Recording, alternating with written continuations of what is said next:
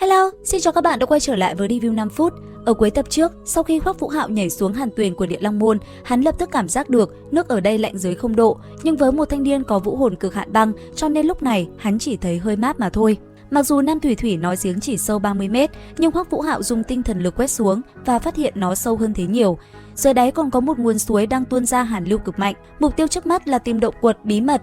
Hắn lặn xuống độ sâu 25 m, mò mẫm vách đá và tìm thấy một chỗ nhô lên nho nhỏ. Vận dụng một chút thủ thuật với 4 thành công lực, rất nhanh toàn bộ vách đá bắt đầu rung chuyển. Một cánh cửa bí mật từ từ mở ra, luồng hàn khí từ bên trong túa ra còn lạnh hơn cả nước suối. Thấy vậy, Hoắc Vũ Hạo không chần chừ, hắn lập tức lách mình chui vào.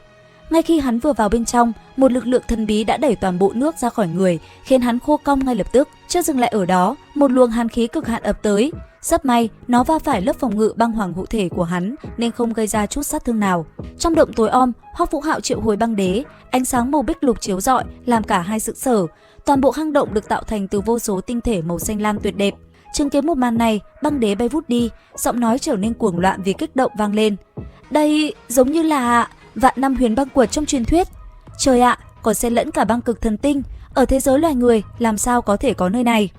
Nên biết rằng vạn năm huyền băng quật quý giá không kém gì sinh mệnh chi hổ của thú thần đế thiên, còn băng cực thần tinh chính là kim loại hiếm đỉnh cấp, vừa cứng nhất nhưng cũng vừa mềm dẻo nhất. Nếu ngày xưa băng đế và tuyết đế tìm thấy nơi này, họ có lẽ đã đột phá thành thần. Nghe băng đế nói vậy, Thiên Mộng Băng Tầm cũng xuất hiện sau đó lên tiếng nói: có đấy, ta sống được cả triệu năm chính là nhờ ăn vạn năm huyền băng tủy trong một cái động y hệt thế này ở cực bắc chi địa. Ở bên cạnh, Hoắc Vũ Hạo liền bắt đầu thử nghiệm. Hắn dùng ám kim khủng trảo cào vào một khối băng cực thần tinh, chỉ thấy một vệt lửa tóe lên, nhưng khối tinh thể chỉ để lại một vết mờ. Cứng như vậy thì đào kiểu gì? Hoắc Vũ Hạo thắc mắc. Ở phía đối diện, băng đế cười lớn đáp: dùng hồn lực cực hạn băng của đệ thử xem. Nghe vậy, Hoắc Vũ Hạo cũng liền thử đặt tay lên, truyền hồn lực vào. Kỳ lạ thay, khối tinh thể cứng rắn bỗng trở nên thân thiện và mềm ra. Hắn phát hiện loại tinh thể này có băng linh và chỉ chịu khuất phục trước hồn lực cực hạn băng.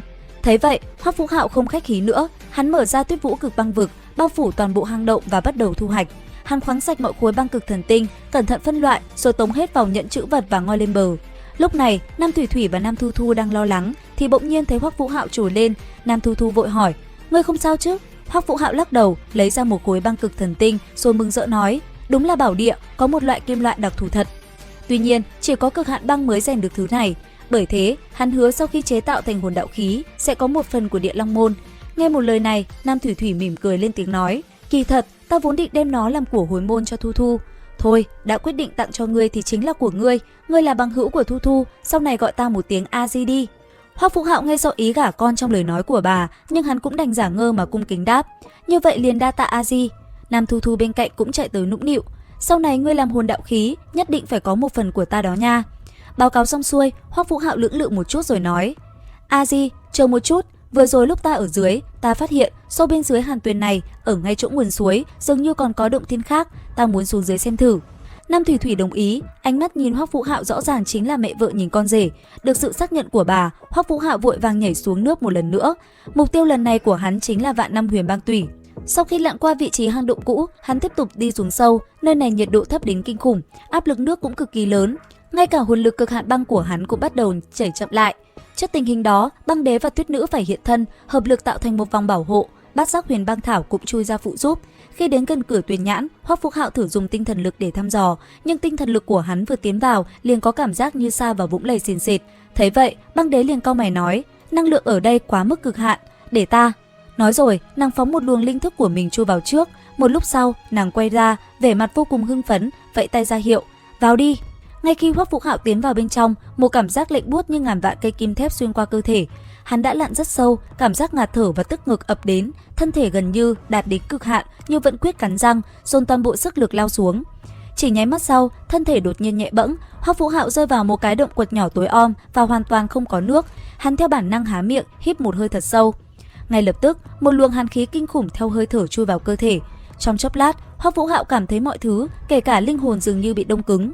Trước tình hình đó, vận mệnh nhãn trên trán Hoắc Vũ Hạo tự động mở ra, hồn hạch bên trong điên cuồng vận chuyển, cứu vớt tinh thần của hắn khỏi bị đóng băng. Dù vậy, Hoắc Vũ Hạo vẫn bị đông cứng hoàn toàn, chỉ còn ý thức là miễn cưỡng có thể hoạt động. Lúc này, băng đế xuất hiện, soi sáng cái hang nhỏ, bên trong là mười mấy cây cột băng màu trắng ngọc, có chất lỏng đang lưu chuyển bên trong, chính là vạn năm huyền băng tủy. Nhìn bảo vật trước mắt, băng đế phấn khích kêu lên: Chỗ này có vạn năm huyền băng tủy, chúng ta có thể dùng nó để ngưng tụ lại bản thể. Tương lai, lỡ như Vũ Hạo có chuyện gì, chúng ta có thể rời đi, tìm kiếm túc chủ kế tiếp. Hoắc Vũ Hạo vẫn đang bị đóng băng, nghe vậy, hắn lập tức truyền ý niệm. Tốt, là chuyện tốt, mọi người nhanh dung hợp đi. Nhưng Thiên Mộng Băng Tẩm đột nhiên gắt lên. Băng Băng, như vậy không tốt, đã quyết định đi theo Vũ Hạo, cô không được làm vậy. Cô muốn tái tạo nhục thân và rời đi sao? Băng Đế quay sang hỏi Thiên Mộng, nếu như ta chọn rời đi, ngươi có đi cùng với ta không? Đến đây thì cũng hết tập 128 Tuyệt Thế Đường Môn. Xin chào và hẹn gặp lại các bạn ở những video tiếp theo.